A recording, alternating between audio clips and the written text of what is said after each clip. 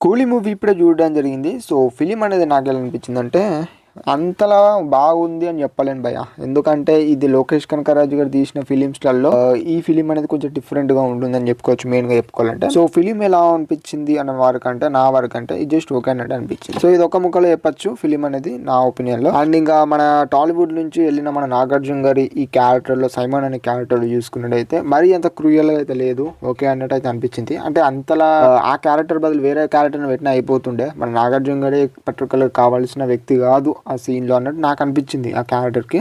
ఆ సైమన్ అనే క్యారెక్టర్ కానీ నా ఒపీనియన్ భయ్యా.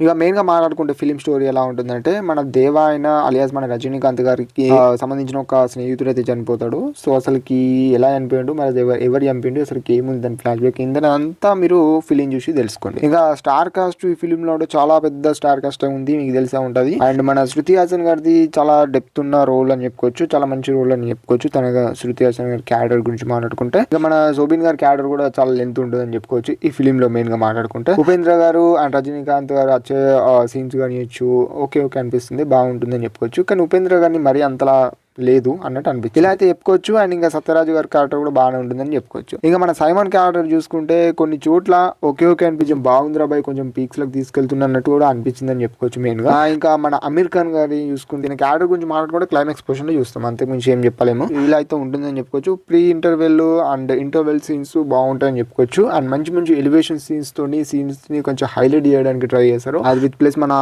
అనిరుద్ధ్ గారు కొట్టిన బ్యాక్గ్రౌండ్ మ్యూజిక్ తో పాటు. అండ్ ఇంకా ఎప్పుడంటే మౌనిక సాంగ్తో వచ్చిన ఆ విజువల్స్ కానీ సీన్స్ కానివచ్చు మనం చూసాము సాంగ్ ఎలా ఉంటుందో.